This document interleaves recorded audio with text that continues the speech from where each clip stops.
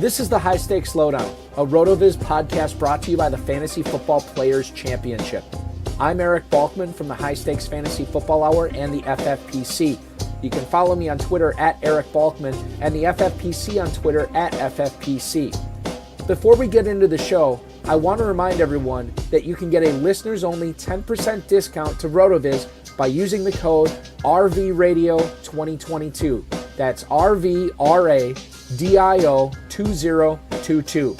Your subscription gives you unlimited access to all of the RotoViz content and tools, and it supports the podcast channel. Now, without further ado, here's the latest edition of the RotoViz High-Stakes Lowdown.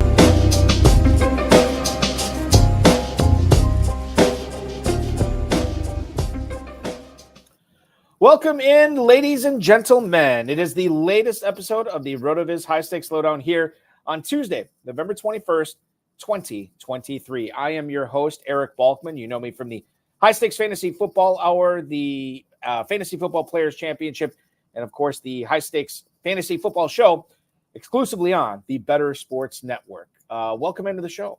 How you doing? I hope everybody's getting amped up not only for a great holiday, all the great food that we have for Thanksgiving, but all the great football we hopefully will have. 3 games on Thursday, a game on Friday, dogs and cats living together, mass hysteria. It's going to be great. If you are looking for some weekly action in the FFPC, look no further. myffpc.com is where to go to play in the FFPC Weekly Challenge. No draft, no salary cap. Just choose 10 players or 12 players if you want to play with kickers and defenses by Sunday's kickoff at 1 p.m. and then watch the points pile up through the remainder of the weekend. And each team, each prize will be given to the total number of points for each individual entry. Only one player per NFL team. You cannot stack in this format. It's basically the same format as our world-famous FFPC Playoff Challenge, which should be launching in the next few weeks. At least I hope so. I know it's going to be launching. It's just a matter of it's 2 weeks or 3 weeks or whatever it's going to be. But be following the FFPC email. And I'll give you the updates on that of when we get that live. $35 to enter or $200 to enter. Win up to $2,500. Remember to like, subscribe, comment, share, and get notified anytime we go live, which we did a couple of times already today. This show, and then, of course, the Better Sports Network's High-Stakes Fantasy Football show wrapped up roughly an hour or so ago. More on that. In case you missed it, I'll tell you where you can watch it. This week, I want to bring in a guest who is no stranger to the FFPC airways, no stranger to the RotoViz High-Stakes Lowdown. He is a winner of a minimum, it's probably more than this, but this is all I counted. Then I got sick of counting. 18 league championships in his FFPC High-Stakes Fantasy Football career. He joins me tonight as he's chasing both a $1 million grand prize in the 2023 FFPC Main Event, as well as another 7-figure payday in the 2023 FantasyPros Championship. Please welcome back onto the show. You follow him on the X machine at VC_staff. It is the incomparable Vince Staffilino. Vince, welcome in, man. Hey, Eric. Thanks for having me. Great to see you again. And I know it's going to be a good show because we have you on the show, and we already have John Terry chiming in on the YouTube chat room, too. So, hello, JT. It's going to be a banner show. It's going to be a banner show. In this episode, we're going to give our best possible analysis we can give on the Bears backfield, how many quarterbacks you should be playing ahead of C.J. Stroud in Week 12, and much more.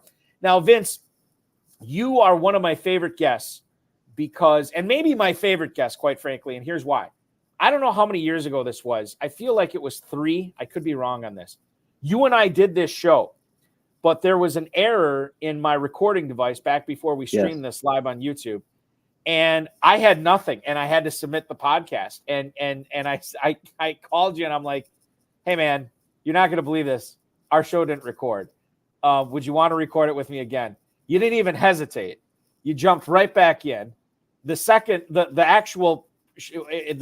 podcast we did was essentially a dress rehearsal. The second version was so much better. It was better for me. You hit it out of the park both times. And yet, even after that happens, you still agree to come on these shows with me. It's a testament to your patience, my friend. It's always a pleasure, and we can't do that anymore. I have to get it right now. This is my only shot. I just want to say, too, best theme music of any pod. Really? I know when I hear grapes, I know it's time to get down to business for the new week. whether it's on demand Wednesday night or it's time. Put last week behind us and focus on the new week. Focus on grapes. That's right. Yeah, I picked that up myself. Now it is royalty free, but shout out to grapes because that song has now become the theme song, the only theme song this show has ever had. I want to bring in my wife here, who is wants to let everybody know that my daughter says hi and she wants a shout out. So I'll give a shout out to my daughter Emma, who's watching this right now, and she should be in. I know they don't have school tomorrow, but she should be in bed, honey. So why don't you get them to bed as we Vince and I go off the rails here. The swearing and the expletives that are going to be flowing here is nothing that any kid should hear. Let's get into it, Vince. So number one, if I remember correctly, or if I saw correctly, you have a team like kind of around the top 100 in both the main event and the Fantasy Pros Championship, right? So in the main event, I have one in 70th and then 125th in the Fantasy Pros. Oh, okay. All right. So right around so have you already spent the $2 million that you expect to be winning in these competitions? Yep. After taxes and retirement and college fund. Yeah. Yeah. All right. So it's already earmarked. Yeah. Let's help some people who are trying to play for second to you. And this is actually John Terry is giving us the lead into this. Which Green Bay receiver is the guy to play this week? You, if I remember, is your most owned player so far this season Christian Watson? He's up there for sure. He's up there. Yeah. I was getting some good value early in the drafting season, and then I just kept taking him, even when he was rising up a little bit. And I have some Jaden Reed too. I have pretty good ownership on him, and I have some teams where I have both. And a couple weeks I've gotten it wrong. Last week I got it right, thankfully. The week before I got it wrong, which was a killer. I actually have a main event where it's a win and in situation, and I have to pick between Jaden and Watson. So as long as the chest injury isn't anything to worry about, right, I'll be going with Reed. I listened to Matt LaFleur talk about that today, and apparently Reed didn't say anything after the game. He felt it after the game, but he didn't think it was a big deal.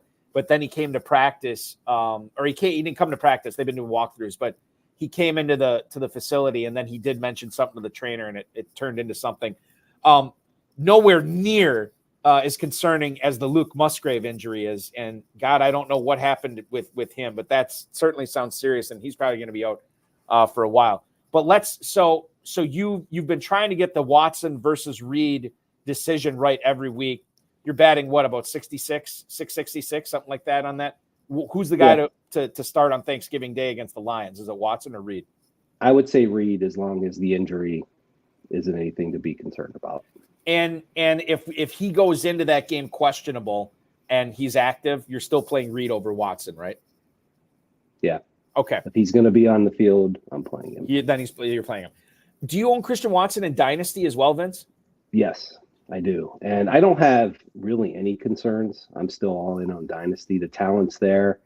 The quarterback situation, I think, will work itself out, whether they bring in somebody else or, like the Packers do, commit to a player for a long time. I mean, there have been 3 quarterbacks in how many years? 30 years? Yeah, That's pretty phenomenal. So, so is Christian Watson actually a Dynasty buy for you right now? Yeah, I would think so. Okay. All right. This it's blowing me away. Everybody I talk to about Christian Watson is so down on him. And I feel like I've been having to defend Christian Watson. And I'm glad to hear somebody else is fighting on the correct side here of Christian Watson. You know, the thing is, and this is what I always bring up, we've seen him do it before. I mean, the second half of last season, he was the talk of fantasy football and the talk of NFL. And I understand that was with Aaron Rodgers, but I don't understand how all that talent just disappears. It's still there, and you make a lot of sense for wanting to buy Christian Watson right now. Did he have one game with Love, though, where he – yeah, well, I mean – he had a touchdown or a good performance? That was the Eagles game last year where Rodgers went down and Love had to come in. And I remember Darius Slay was talking about this. The Eagles were ready to pin their ears back and, just haul off and destroy Love. And Love was surgical. He cut him up. Now, granted, it was only like 3 series, I think. Right. But one of those, I think it might have been the first series, ended in like a 50-some yard touchdown. from Love to Watson. It was like a crossing pattern across the middle. And I think that's the most frustrating thing, Vince, is you don't like, I'm not seeing Watson schemed into the game the way he was last year, to take advantage of that elite speed. We saw it early in the Chargers game, made a great catch. It was a great throw and a great catch. And then he caught the one touchdown later in the game, and then that was it. And by the way, that touchdown that Watson caught, which I found out after the game, that was drawn up Sandlot style on the sideline during the game. Like, that wasn't even a play that they had. Well, that makes me feel better. Yeah, exactly. It was like the tight ends coach or something for the Packers said he saw something, and then him and LaFleur and Love got together and they ran the play once, and it turned into a Watson touchdown. So certainly there could be, hopefully there's more of those coming. What about Jordan Love? What you've seen with him in the last 2 weeks? How bullish are you? We'll just focus it to the remainder of the 2023 season. How bullish are you on Jordan Love for this next month and a half? I would say cautiously bullish. I think obviously with the weapons and the emergence of Reed, Jones being possibly out for a while, but the Musgrave injury is very concerning though, and that's really pretty much breaking news. I feel like if you have to use him though, you're probably in trouble at this time of the year. I've got some teams where he's my QB2, and I really hope I don't have to play him. So yeah, I'd say the last 2 games are very promising, but if you're having to put him in there, you're probably not in the best shape going into the FFPC or FPC playoffs. John Terry wants to know how we are handling our Bengals this week. The Cincinnati Bengals is certainly the talk of fantasy with no Joe Burrow, not only this week but going forward too. You're looking at a situation where Cincinnati is going to toss out Jake Browning against TJ Watt and Alex Highsmith, which is probably not a good return on investment if you're playing Bengals. I'm still fine with Mixon. I mean, you're like you said, you probably don't have better options than Mixon. No. What about a guy like Jamar Chase? You're still rolling him out there even with Jake Browning, right? You have to. I don't think you're going to have a 30-point explosion. Those kind of scores that win you a week or win you cash. But he put up 9 last week, right? And that really came after Browning came into the game. So yeah. I think high teens, low 20s, if you set your expectation there, that should be achievable. But I just don't see how a quarterback like Browning is going to put him into the 25+ range. Right. And I'd like to think Zach Taylor is smart enough to make sure that they are getting they know how their bread is buttered, and it's with Jamar Chase. Like, he is their best player. You have to find a way to get involved. Feed him. Feed him. And we do we know what? Do we have an update on T. Higgins yet? I mean, I don't really know what's going on with him either. I don't either. Higgins is, I think, healthy-ish. I'm looking for the latest news on him. He was dealing with that soft tissue injury and missed last week's game, but last week's game was a Thursday game. So we'll have to find out if he's going to be active against the Steelers this week. He becomes interesting kind of as a flex, but I kind of want to look elsewhere than T. Higgins this week. Well, we just saw them against a backup quarterback too, the Steelers D, right? So not optimal for sure. Let's go with Dom Gazzetti's question. He wants to know, what part of the old country is your family? And I hope I'm not butchering this. Calabria is where his family's from. What about you, Vince? So Abruzzi, middle region, and the town is Giulianova. Wow. I am blown away. How do you know that? I have a uncle and a cousin, his son, really into our heritage. Okay. They have the Ellis Island papers framed in this big elaborate frame with a light shining on it. And they're above their stove, they have a tile backsplash, and it's got the house from our family in Giulianova, like painted on it. Like, wow. Hardcore heritage folks. So that's the only reason I know that. That is fantastic.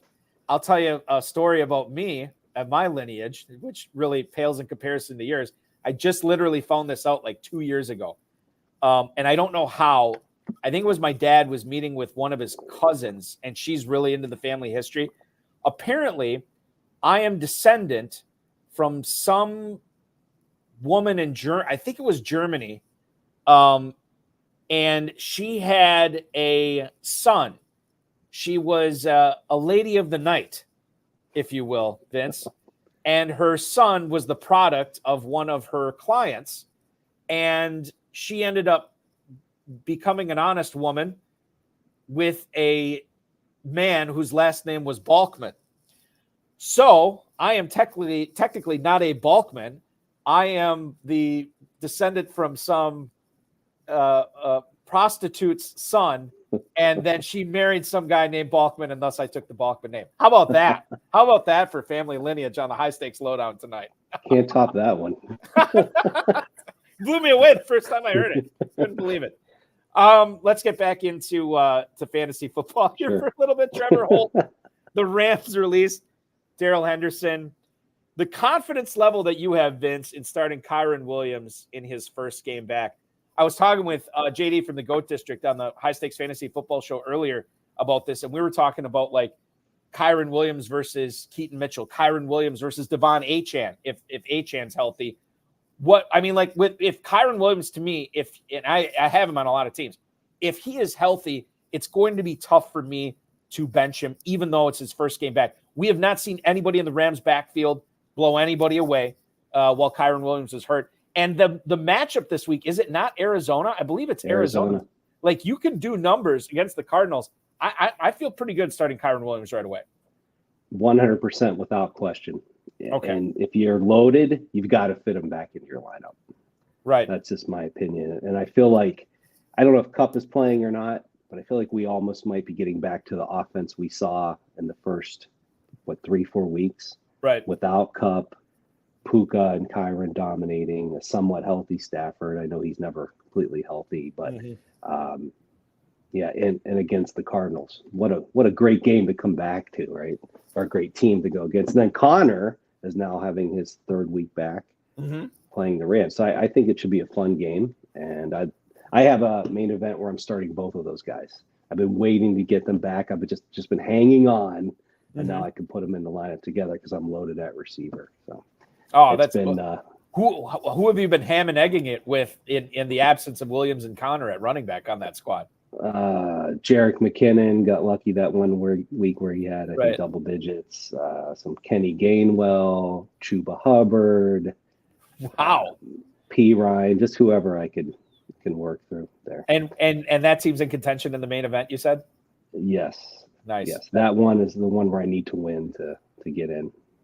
So the great thing about having McKinnon is Isaiah Pacheco. I mean, the Chiefs' schedule for rush defenses sets up really nice these next 4 or 5 weeks or whatever it is. They get the Raiders twice. The Packers are on there.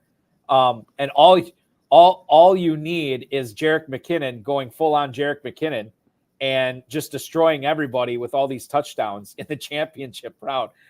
Destroying the dreams of Isaiah Pacheco owners, and yet you, who has McKinnon on his team, might work out for you, Vince. It certainly could. See. Hopefully I don't have to use him. Right. That's the plan. Speaking of running backs, the Vikings are taking on the Chicago Bears on Monday night this week. What Bears running backs are flexible for you? What Bears running backs are startable? And by the way, none of them is a suitable answer as well. How do you feel about it? I think if you have to use somebody, it's Herbert's backfield, I think, for this week at least. The Roshan excitement has definitely it's lost its tarnish, right? I mean, I think he's very talented, but it's not clicking. So I wouldn't go there. I would use Herbert if I had to. But yeah, none of them's probably going to be the best answer to that question. And even I think it's tempting because the matchup I would think is good, right. But too many cooks spoil the broth, right? And there's a lot of cooks in that backfield right now for Chicago. So Herbert had, I think, 18 touches though last week, right? I mean, so he's dominating at this point. That's good usage. Yeah. I would think it's going to carry over to this coming week. After that, all bets are off. I'm looking it up right now because I'm curious myself.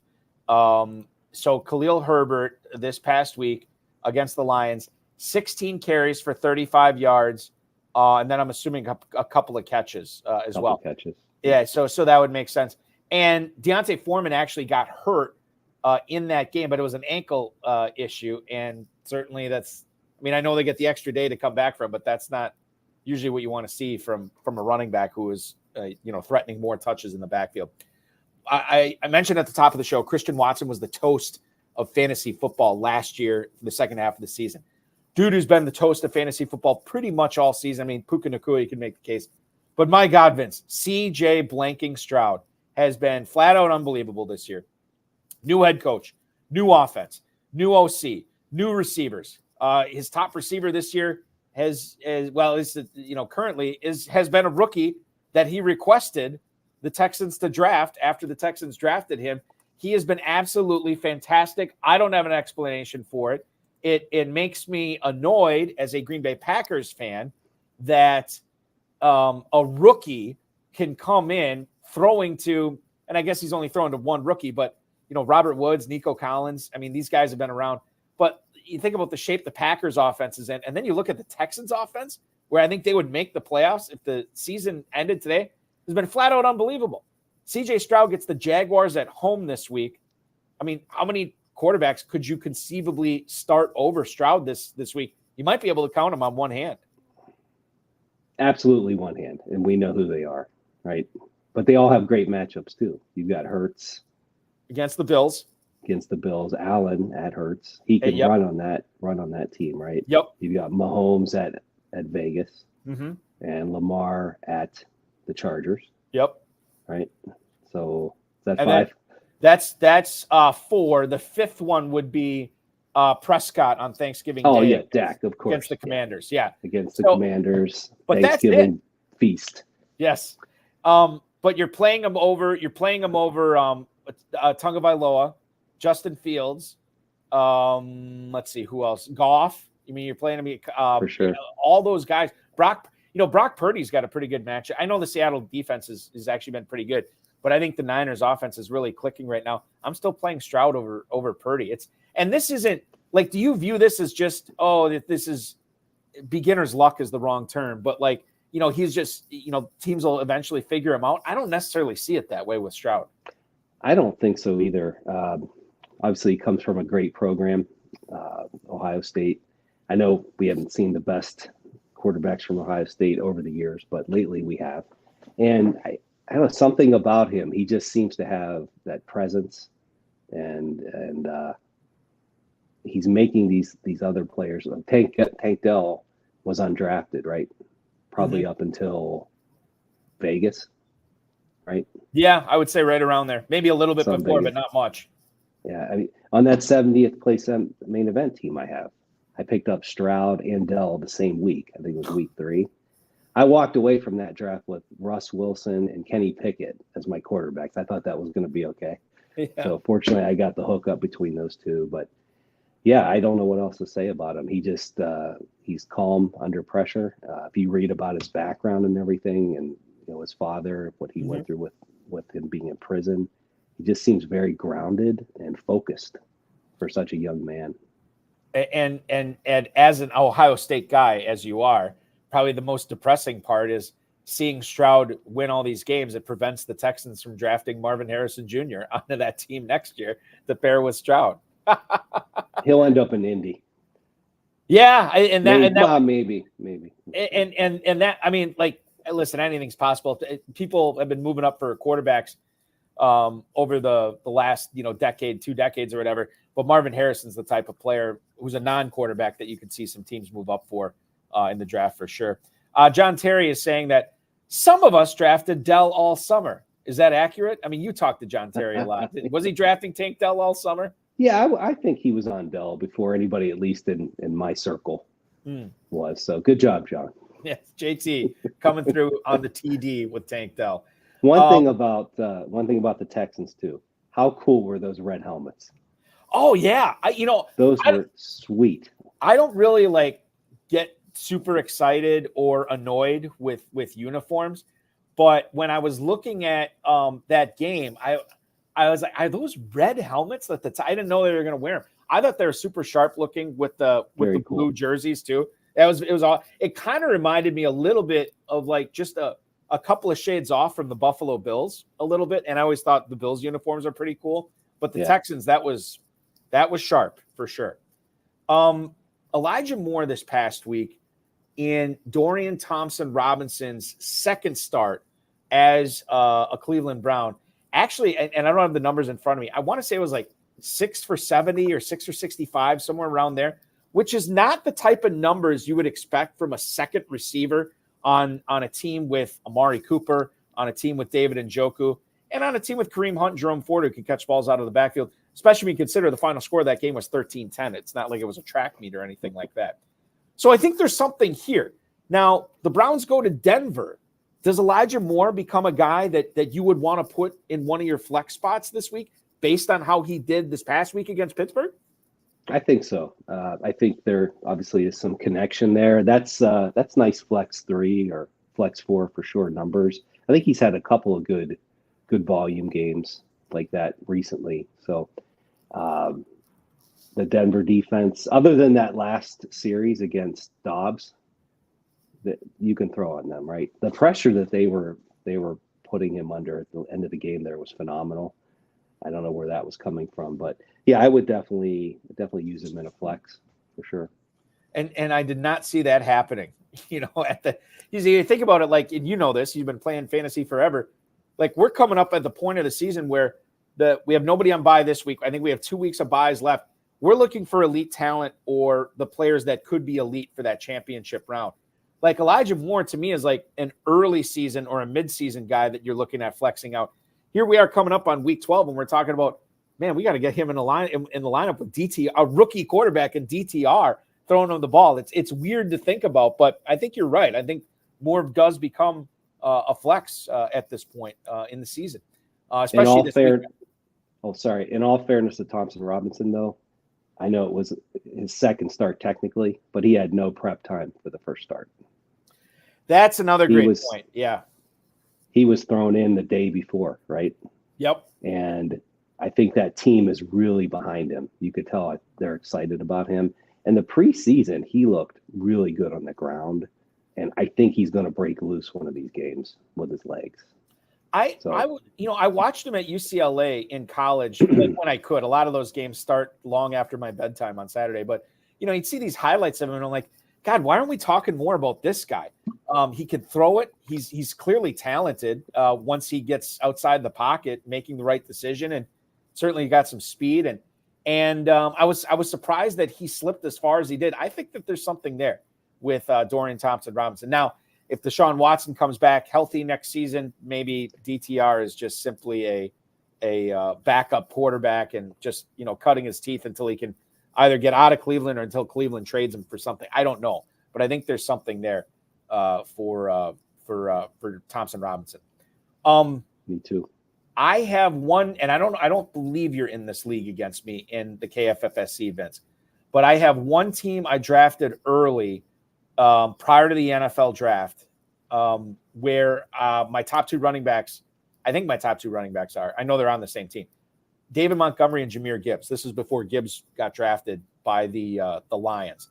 And I've been rocking when I can. I've been playing Montgomery and Gibbs as my starting running backs, or at least a running back and a flex. You have a lot of ownership of both Montgomery and Gibbs. I don't know if this is Best Ball or Fantasy Pros or Main Event. Do you have Montgomery and Gibbs on any of the same teams, and how have you been treating them this season? So I have more Monty on redraft and more Gibbs on Best Ball. I was taking a lot of Gibbs over the summer. I have only 2 teams. They're both Best Balls where I have 2 of them together. One of them is actually an FFPC cut line where in week 11 it goes to where you have to set up a lineup, set a lineup for the playoffs. And I played them both this week and did okay.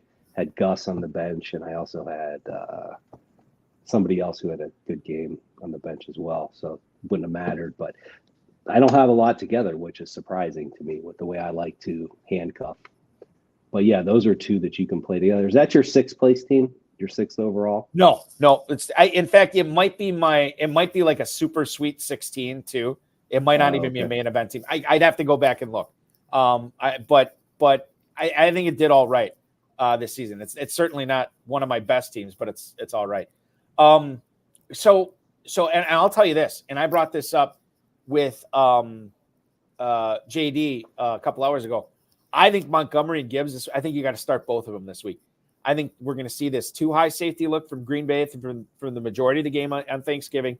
Yeah. I think that I don't think it really neuters Amon-Ra St. Brown, because that dude, send him deep, put him over the middle, scheme stuff for him short within the first 10 yards of the line of scrimmage.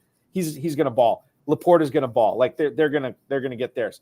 But I think like Montgomery and Gibbs, I mean, there's a non-zero chance that both these guys go over 100 plus yards from scrimmage. I love both of those guys this week, Montgomery and Gibbs. And certainly if you got shares of them like you do, you're probably going to be loving life in that first game on Thanksgiving. Do you think Gibbs is going to continue to get goal line work like he has? Okay. So I would say no, but I also didn't think that Gibbs would have been used the way that he was, basically as if he was David Montgomery when Montgomery was out for a couple of games, right? Like they were slamming him between the tackle. Like I would have never, used Gibbs that way. So I don't, quite frankly, after I saw Hard Knocks a couple of years ago, I don't know what Dan Campbell's capable of. Like it could be anything, good or bad, right? So yeah, I mean, I would imagine he wouldn't, but who knows? I mean, who knows when it comes to that team? I just think that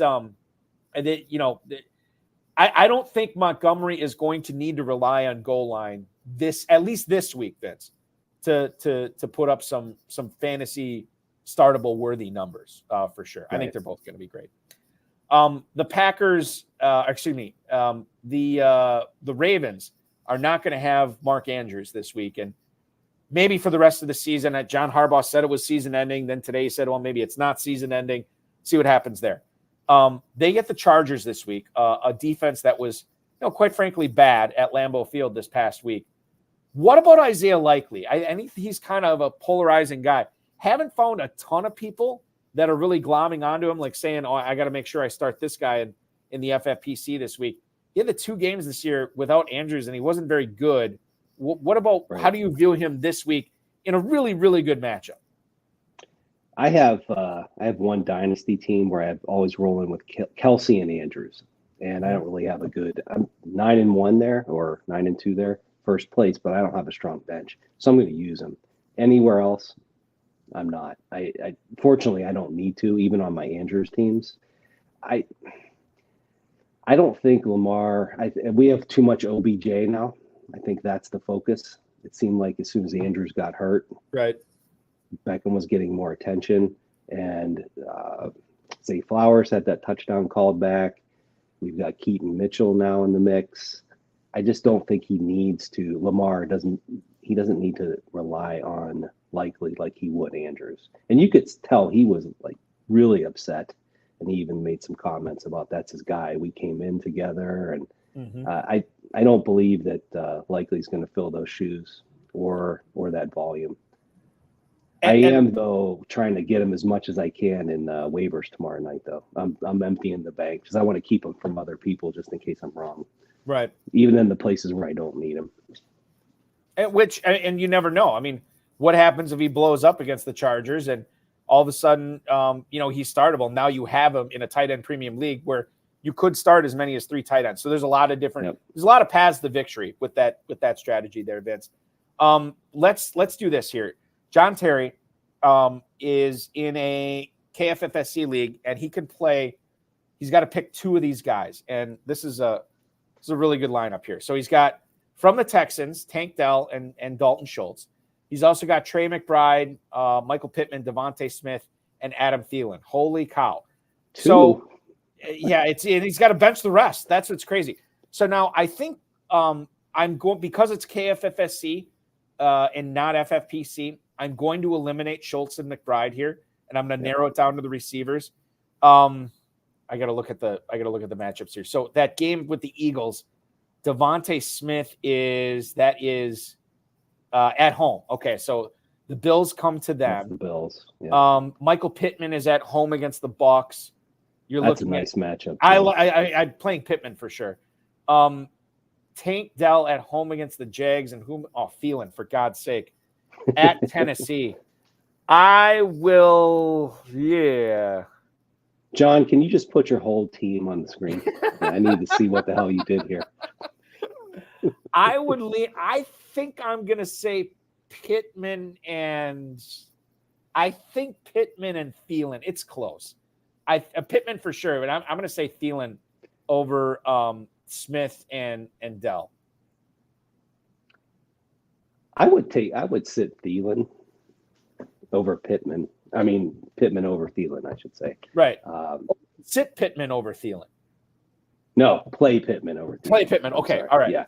So you're going with Pittman, and who's your other? Is it Dell? Is it Thielen? Dell is and it Smith? Dell and Smith. Yeah, DeMonte Smith. Who's the other guy that gets to start then with Pittman for you? If he's got to pick two. Schultz. Okay. Oh, so you're going to go Dalton Schultz. Yeah, I would like. Yeah. Who's his QB? John would have to tell us that. I don't know. If it's Stroud. Yeah, that's what I'm wondering. I think that would be really cool.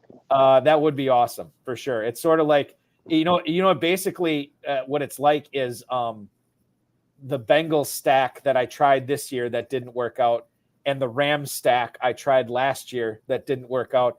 It's who knew it was going to be the Texans stack of Schultz and Dell and Stroud this year. That'd be the one that would work out. We're getting a lot of starter sick questions here. Robert Branchini, Donald Parham, or Tucker Kraft with Musgrave out. I don't know the status of Gerald Everett. He has not been placed on IR. I don't know if he plays this week. If he does, then it's Kraft for me. But if he doesn't, it's got to be Parham. Parham was like a magnet for balls in the end zone at the start of the season. It was driving Gerald Everett owners crazy. Kraft, you know what's interesting about Kraft, and Vince, maybe you remember this. Like, I remember after the NFL draft, there was a lot of people saying that the tight end you want in Green Bay was not the second rounder, Luke Musgrave. It was the third rounder in Tucker Kraft. Plenty of draft nicks said this. So there is some talent. We saw him, come this close to scoring a touchdown last week. The athleticism's there. I have seen him whiff on a lot of blocks this year, more than I thought he would have. But now it's at the point where they hate Josiah DeGuara in Green Bay. Like Kraft is your only option. So I would say ceiling is Kraft here, but Parham, man, he's so good at the goal line. It's not a great matchup, even though they're at home against Baltimore. So I would say if Everett plays, it's Kraft. If Everett doesn't play, I think I'd go with Parham. I agree with you on that. Basing on Everett, Parham could have two red zone TDs on 3 targets, right? Right. We've seen it before. Yeah. But Everett limits that, so I think that's a good way to approach it. And we've seen, the Packers schemed up something for Christian Watson this past week for a touchdown. Romeo Doubs has been looked to quite a bit in the end zone by Jordan Love as well. And it's not like Musgrave was getting a ton of end zone looks too. And sometimes when you have matchups like this, you're hoping somebody when you're talking about top 10 tight ends like this, you're just looking for who has the best opportunity to score a touchdown, and it's Parham here, no question. Robert Branchini also has to play. He has to sit one of these guys. Isaiah Pacheco against the Raiders, DeAndre Swift against the Bills, and then Khalil Herbert against the Vikings. I would be sitting Khalil Herbert here out of these 3. Absolutely. Okay, Well, perfect. Thank you, Robert. Appreciate you tuning in tonight. Let's get into Kyron. We already talked about Kyron Williams. We don't have to talk about Kyron Williams here. Waiver wire. You mentioned Isaiah Likely already as one of your big targets this week. The last few weeks I haven't really seen significant mountain movers on the waiver wire. Is there anybody else that you're going to be, for your leagues that either Likely's already owned or you're not going after him in those leagues? Who are some of the other guys that you're looking at picking up right now, Vince? I think it's going to be a quiet week other than Likely. Thompson Robinson in Superflex. I think that's something you can take a shot on for sure. Mm-hmm. That's about it, really. I think I'm going to conserve some cash other than what I spend on Likely for defenses and kickers and third QBs before the sprint in a couple weeks. Right. I always sometimes if I have Salvin Ahmed, I thought I saw today that he had a season-ending injury, and I have him on a couple of leagues. Now, in the past, I'd be like trying to just pick up somebody for the sake of picking up somebody. And I would for like $1 or $2 still. But now I'm all about saving the cash so I can outbid other people on running backs if they get the opportunity, or probably more than likely the week before they get the opportunity. Like that I think that's a lot of like home leagues or office leagues or whatever. It's easy to pick up the running back who gets the opportunity that week because of short benches. 12-team leagues, 20-man rosters, you kind of really be looking ahead, and you never know when that injury could happen. That's why I'm always, especially this time of year, as we get closer to the end, man, I'm going to be stacking up so many running backs on my benches. Is that typically how you have treated your teams once the calendar rolls past Thanksgiving? Absolutely. I've been running back heavy on you mentioned on one of the shows, who says don't ever drop a running back. Adam Crowhurst. Never drop a running back. Yeah. Oh, another great theme song for a pod. Is the deep end. Love that. And Mike Shope, best voice ever. Oh, isn't it unbelievable? Have you ever? You've talked to him in person, right? Like in Las Vegas. Yeah, we've done bare knuckles. Biff Lab and I sat next to him. Yeah. I am completely intimidated holding a conversation with him. I feel like I feel like he's Edward R. Murrow and I'm Carrot Top. It's so bizarre. It's so bizarre. Like he's got such a great voice. He's one of those guys where you have a 2-minute conversation with him and you don't know what he does for a living, and you know after 2 minutes this guy works in radio for sure. And if he's not, he should be. Yeah, exactly. Yes. One sleeper that and sleeper is kind of a loose term, but let's define it like this, Vince. A player that not a lot of FFPC players will be starting this week that you actually think they should be giving a second look to see if they can wedge him in to one of their flexes. And then conversely, a guy that a lot of people will be starting this week that you're actually a little bit nervous about him putting up numbers as everybody's trying to, make one final push to make their league playoffs this week in the main event in the FantasyPros Championship. Very challenging question, especially in a high stakes environment. Really no sleepers. I have to answer it in a way of a guy that you should play, but maybe you won't play because you're stuck on names like Hopkins and Debo. It's Josh Downs. I think you just get him in. Just get him in. And if you've got to sit, like I said, a Debo or a Hopkins or maybe even a Godwin, play Josh Downs. So not a sleeper, but I think it's one of those on the fence guys. Like, I could never play him over X. You got to get away from that and just play him. I think he's had they had a bye week, right? So he's rested. Yep. He's just a gamer. I think I knew after the second game, like, this is going to be a long-term professional NFL receiver. I'll say this about Downs, and I saw this earlier this morning. Nate Atkins, who covers the Colts for IndyStar.com, said that Josh Downs, this knee injury that he's always on the injury report seemingly all season long, that's been going on since OTAs in the spring is when he was dealing with this knee issue. He's got 43 catches for over 500 yards and 2 touchdowns in 10 games. Now, this injury apparently has never healed. He's had flare-ups throughout the season. And some games he doesn't even know if he's going to play or not. Now, what's concerning for me here, in the last 2 games, he's played 25% of the snaps or fewer. He expects that he's going to be 100% now, which, to your point, he just had the bye week to rest up. The takeaway that I have from this is a rookie receiver, a non-pedigreed rookie receiver, a guy who did not go in the first round. That's not even the top option on his team. And he's got this knee issue, and he's still putting up these numbers. Man, he could be more than special here, or he could be something at least special. All this adversity working against him, and he's still doing these numbers, Vince. And I think he does better with Minshew than with Richardson. Yeah, that's another good point, too. The game of Minshew fits him better. So next year, we'll see. But as long as he's healthy, knock on wood, I think you got to play him. What about a player that you're not sure you want to play this week in the FFPC? Well, I think I'd have to go with A.J. Dillon. Dillon. Okay, now this is spicy. he's a must start now, right? Because everyone's hurting for running backs. He's got the whole back. Didn't one of the backups get hurt too? Yes, the Packers lost Aaron Jones and Emmanuel Wilson, the third stringer, basically almost on consecutive plays too, which was crazy. And they have J-Rob back in to work out for them, right? They re-signed him to the practice squad. They also signed Patrick Taylor off the Patriots practice squad. Patrick Taylor had been with the Packers for like the last 2 or 3 years as like the number 3 running back. So he knows the system. He knows the offense. He played a lot of special teams, but he did get in the game every so often. I would imagine that's going to be Dillon's backup, and he can be worked in as a change of pace guy. He can catch the ball out of the backfield. This is okay. So I've been talking about this all week with people. All week. It's Tuesday, but still. The Lions have an insanely talented offense. Is it more important for the Packers to try to impose their will on Detroit, rush the ball with A.J. Dillon as much as they can, and try to keep Jared Goff and that Lions offense off the field?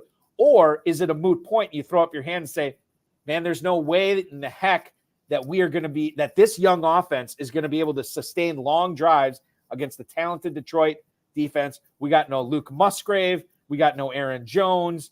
And they just say to hell with it. Maybe we'll dump some stuff to A.J. Dillon out of the backfield, but Jordan Love's going to have to go out and gunsling it and maybe turn this into a shootout. I think there's 2 different ways that this A.J. Dillon thing could go this week. I think that shortened the game narrative sounds great, but I don't think it's possible. Tough to do. Easy to say, tough to do. Yeah, and then with Dillon being the only back there right now, and like I said, people really needing running backs at this time of year, you're going to play him and you're going to be excited about it. Like, oh, he's going to get all the volume. But it's going to take a TD or 2 for him to really have a score that can win you a game or get you into the playoffs next week. So I think people will be disappointed. That's just what my feeling is. And by the way, like people being disappointed with A.J. Dillon, that's happened all season, right? Like it's all season long. I will say this about Dillon. I'm surprised and let me look this up real quick. I'm actually surprised at how involved Green Bay has been keeping him in the passing game, especially recently. If you look at what he did. So last week, 14 carries for 29 yards. Yuck, right? Well, he did have 4 catches for 32 yards. And a few weeks ago, he had 5 for 41 against Minnesota. He had 34 yards receiving against Denver. Those were all before the bye week, Vince, he had a total of 3 catches for 25 yards. Since the bye week, he's had, and this is the same number of games too, by the way, 5 games before, 5 games after. Since then, he has 13 catches. And as far as yards go, I'm going to estimate it here. It looks like about 130 yards. So I don't know if something switched. I don't know if they just decided, hey, Dillon is becoming this weapon out of the backfield. And I don't think you can exploit this for fantasy purposes other than this provides a nice floor for him. But it is happening for Dillon. And maybe with no Jones this week, maybe it's a season high in targets and catches too. Go ahead. I'm sorry. No, that's maybe a function of where Jones has been health-wise this year. Could be. Or in the last 5-game span. That's really interesting, though. I think I should have done better homework before the show. Well, I'm going to eat my words. It's A.J. Dillon, for God's sake. We can only spend so much time on fantasy football to dwell on A.J. Dillon pre and post bye week. This is not something that normal people know.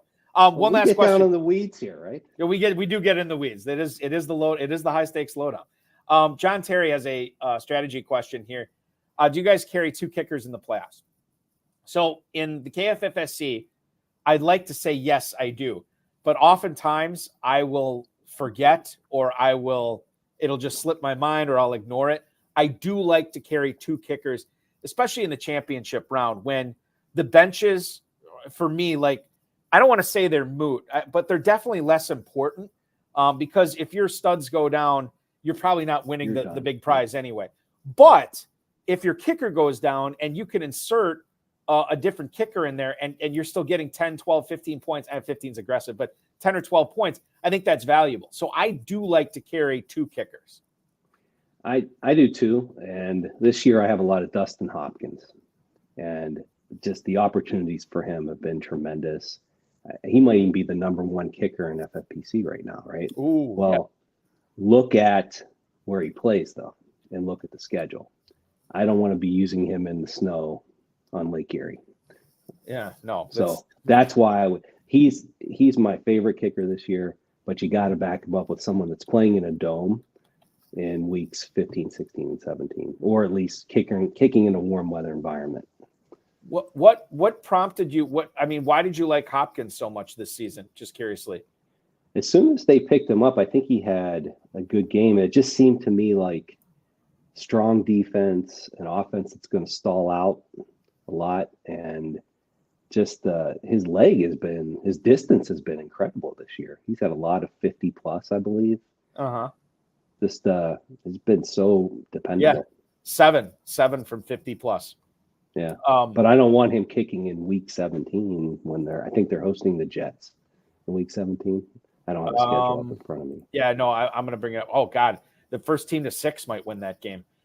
Week 17, they are home against the Jets. You are correct, sir. It's like that Buffalo Cleveland game from years ago. It was 6-3. Yeah, you remember that with Phil Dawson?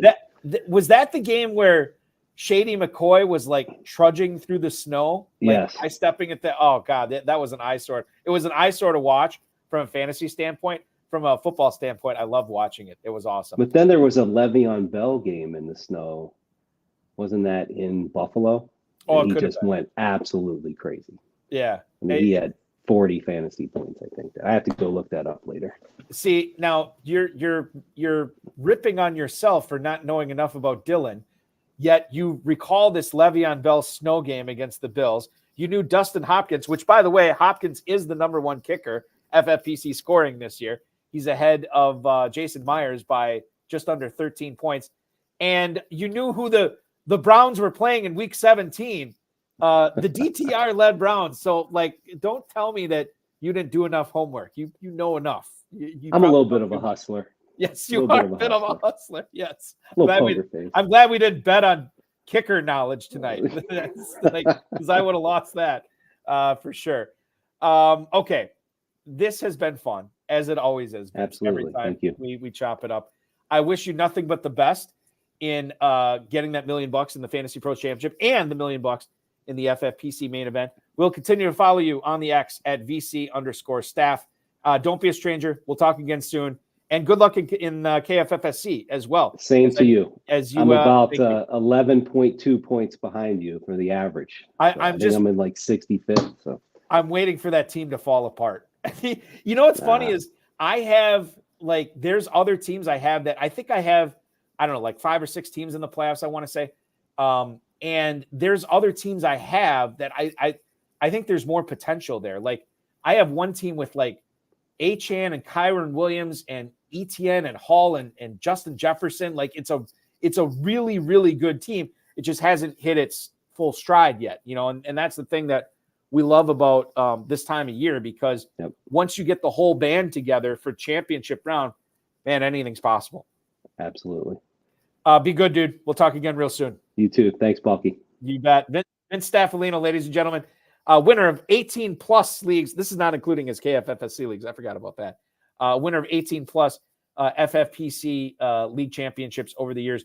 Joining me on the show tonight, remember, VC_staff on the X machine is where to follow him there. I want to thank Vince Staffilino for popping aboard tonight. I want to thank the FFPC. The show is live again this coming Tuesday at 10 p.m. Eastern time, so the same time.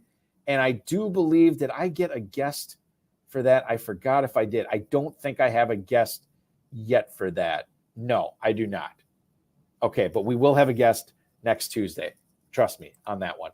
The High Stakes Fantasy Football Show went live tonight at 7 o'clock with JD, John Daniel, from the GOAT District podcast, which you can check out on YouTube, and the Player Profiler Network. We were live on all the Better Sports Network socials, as well as the FFPC socials. So in case you missed that, you can go back and watch that at your leisure.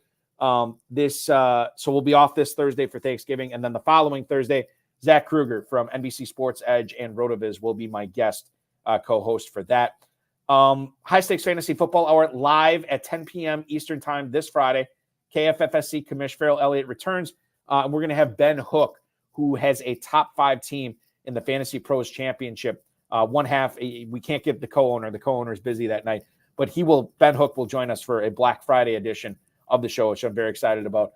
Talk about him chasing that $1 million grand prize in the Fantasy Pros Championship. Go to myffpc.com to play in the FFPC Weekly Challenge. myffpc.com. No draft, no salary cap. Choose 10 players or 12 players if you want to play with kickers and defenses. And get them in by 1 p.m. on Sunday and watch those points pile up. $35 to enter, $200 to enter as well, depending upon whatever price point you want. And you win up to $2,500. No stacking, 1 player per team. Same format as the FFPC World Famous Playoff Challenge. I hope everybody out there has a very prosperous week number 12. I know a lot of you are trying to make your league playoffs, and I hope the ball bounces your way there. Regardless, celebrate Thanksgiving with friends, family, loved ones. Enjoy some football. It's going to be great. And thank you so much for watching tonight. Like, subscribe, comment, share, and get notified every time we go live, which will be Friday at 10 p.m. Farrell Elliott, Ben Hook, and myself. Happy Thanksgiving, everybody.